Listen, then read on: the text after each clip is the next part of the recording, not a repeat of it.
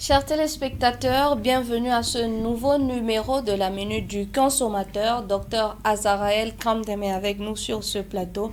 Bonjour et merci d'avoir accepté notre invitation. Bonjour Abiba, c'est moi qui vous remercie de m'avoir accepté. Voilà, le placement financier en Afrique, c'est le thème de cet après-midi. Le placement financier s'assimile généralement à un investissement dont la finalité est de rémunérer les liquidités dont dispose l'entreprise. De manière générale ou assez globale, c'est l'action de placer une partie de son argent ou de son capital dans une opération financière pouvant apporter une rentabilité quelconque. De manière générale, de manière assez technique, voilà, c'est quoi un placement financier?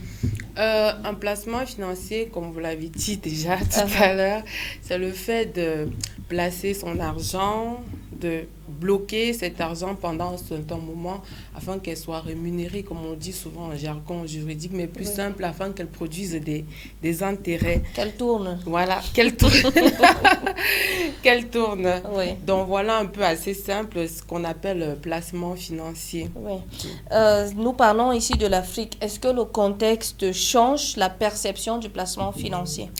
Je dirais pas que le contexte change parce qu'avant que les placements financiers aient le vent en poupe, comme on le voit d'ailleurs avec la démocratisation d'Internet, les placements financiers ont existé en Afrique, par exemple, dans le cadre informel avec les tontines. Oui. Vous voyez, c'est cette manière, une communauté qui se regroupe et qui, par mois, collecte une somme d'argent et le remet tour à tour aux membres de la communauté.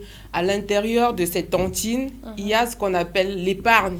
Oui. Où les gens viennent déposer de l'argent et d'autres prêtent à des taux d'intérêt. Et à la fin d'année, on fait ce qu'on dit, on casse la caisse. Oui. Et chacun, ceux qui ont déposé cet argent, ont, en plus de leur argent qu'ils ont déposé, voilà, cela a généré des intérêts. On n'en parle pas beaucoup. C'est ça aussi le placement financier. Donc, avant que ces mécanismes de placement formels n'arrivent, comme l'assurance, la banque, la bourse, les placements financiers étaient déjà là en Afrique. Quels sont les types de placements financiers? Bon, je vais prendre deux grandes catégories. Comme tout à l'heure, j'ai parlé des placements informels dans le cadre des tontines, où les gens déposent pour qu'après, ça génère des intérêts. Je ne vais plus revenir là-dessus.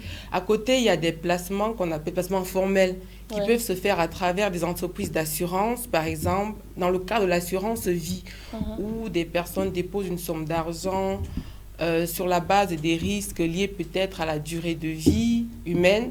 Et après une période ou après le décès, ils ont un capital. Et cet argent déposé dans l'entreprise, au fil du temps, génère aussi des intérêts. On a aussi des placements financiers dans les banques. L'épargne, ça génère des intérêts. On a également des placements financiers auprès de la bourse. Auprès de la bourse. Donc, voilà à peu près les grandes catégories de placements financiers que l'on trouve en Afrique. Comment fonctionnent les placements financiers formels? Les placements financiers formels, c'est pas compliqué, c'est assez basique. En fait, on peut, concernant par exemple l'assurance, la banque ou la bourse, il y a des intermédiaires qui viennent et vous proposent un investissement. Vous dit, voilà, si vous placez votre argent dans telle entreprise, par exemple, dans telle entreprise boursière, à terme, vous pouvez avoir telle somme comme intérêt. Et vous prenez cet argent, vous donnez à un intermédiaire qui prend cet argent et qui va déposer peut-être en tant qu'actionnaire dans des entreprises qui va générer des intérêts. Il y a aussi des placements financiers directs en tant qu'actionnaire, ce qu'on ne connaît pas le plus souvent. On devient actionnaire dans une entreprise à travers des actions et lorsque les entreprises ont des dividendes, on reçoit quelque chose en contrepartie du dépôt de cet argent. Pour ceux qui souhaiteraient faire leur premier pas dans ce secteur-là, comment se lancer? Ça dépendra du type de placement financier. Si peut-être c'est dans une banque, c'est assez simple, vous ouvrez un compte d'épargne et vous voyez le conseiller il vous donne toutes les informations relatives à cela. Mais concernant, par exemple, les placements boursiers, où c'est de la spéculation et où c'est vrai que le taux d'intérêt est assez énorme, mais les risques de perte sont aussi assez grands. C'est mieux d'abord de voir un conseiller qui puisse vous dire si, par rapport à votre situation économique, sociale ou familiale, vous êtes en même de faire un placement boursier. Et il faudrait également savoir que pour se lancer dans le placement financier, et c'est primordial, je crois que je l'ai dit dans une de mes vidéos sur YouTube, il faut vérifier, notamment en ce qui concerne l'assurance, la banque et la bourse, vérifier si les entreprises sont agréées. Parce qu'aujourd'hui, on voit tous des arnaques sur Internet, des pseudo-entreprises qui viennent et disent, voilà, on va placer votre argent qui vont faire 500% d'intérêt et après quelques temps, ils disparaissent de la circulation. Mais là, vous anticipez déjà sur la question suivante où j'ai dit, est-ce qu'il n'existe pas des risques dans les placements financiers? Oui, il existe des risques. C'est pour cela que je dis, pour le consommateur qui n'est pas averti, il serait mieux de se faire aider, de se faire conseiller par un juriste, par un spécialiste en la matière. Il faudra aussi s'auto-former. Moi, j'insiste là-dessus. S'informer. Vérifier exactement que l'intermédiaire qui vient vers vous pour vous dire, donnez-moi de l'argent, je vais le placer. Vérifier si cet intermédiaire a été agréé, soit par la COSUMA, la commission qui surveille le marché boursier en Afrique centrale, soit par la COBAC, la commission bancaire d'Afrique centrale, ou soit par la commission régionale qui contrôle l'assurance au sein de la CIMA. Donc, il faudrait vérifier, c'est sur Internet. Si vous regardez ma vidéo relative au placement financier, vous allez voir toutes ces informations.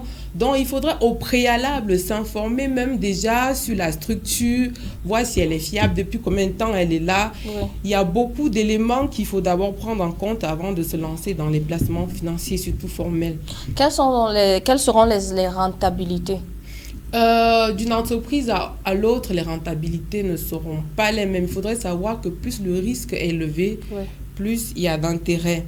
Par exemple, en matière de... La banque, par exemple, ne rémunère pas de la même manière que le marché boursier. Parce que la banque, elle, si elle fait faillite, c'est le risque pèse sur le professionnel et non sur le consommateur. Si la banque fait faillite, il y a le fonds de garantie peut-être qui pourra rembourser le consommateur.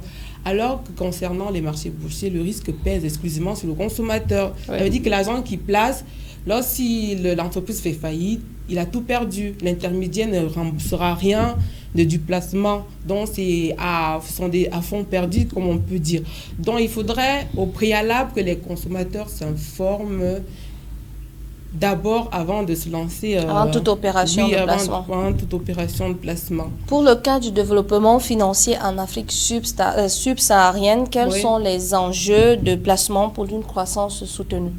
Bon, c'est vrai que aujourd'hui, les places surtout formelles en ce qui concerne la bourse, elle est déjà en train de prendre, surtout depuis qu'il y a eu la fusion des deux marchés boursiers dans la zone CEMAC.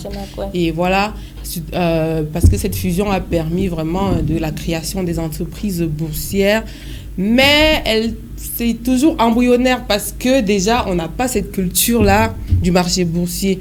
Donc, il faut qu'il y ait d'abord une sorte d'inclusion financière en Afrique pour que cela prenne. Les gens ont tendance un peu à se méfier de la structure, vu ce qui s'est passé dans les années 80 avec la crise qui a emporté peut-être beaucoup de fonds de certains clients. Donc, il faudrait que les États puissent inculquer cette culture-là aux populations pour vraiment qu'il y ait un véritable développement de la chose financière en Afrique. De manière globale, donc, entre le marché public et le marché privé, lequel est meilleur pour un placement? Ça, c'est une bonne question. Bon, c'est vrai que pendant longtemps, on a cru que c'est peut-être des placements dans le public qui étaient plus sécurisés. Parce que, comme on dit dans le public ne fait pas faillite. Quelle que soit la durée, on sera toujours remboursé, on sera toujours rémunéré.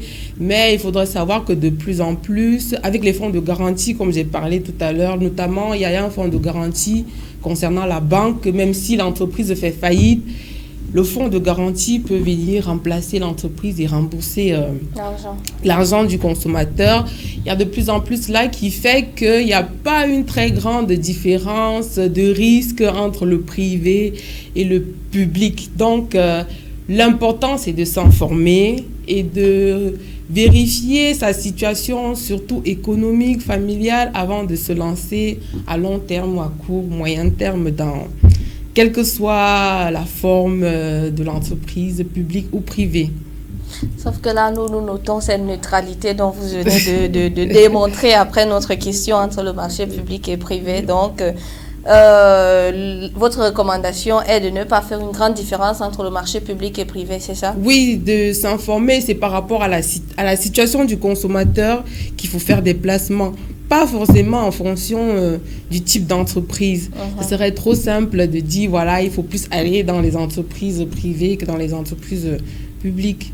Ok, merci beaucoup donc pour tout cet éclairage. On a déjà une idée de ce qu'est le placement financier, dans quel secteur ou dans quel autre secteur il ne faut pas se lancer, quels sont les risques, quels sont les avantages, quelle rentabilité. Nous vous remercions de votre passage à l'émission, la Minute du Consommateur. Merci Abiba, et c'est moi également qui vous remercie de m'accepter sur votre plateau. Voilà, c'est après cette recommandation de la consultante qui voudrait que les placements se fassent aussi bien dans le marché public que dans le marché privé que nous mettons un terme à la Minute du Consommateur de ce 29 septembre 2021. Merci à la réalisation, merci à vous, chers consommateurs, et rendez-vous pour une prochaine édition.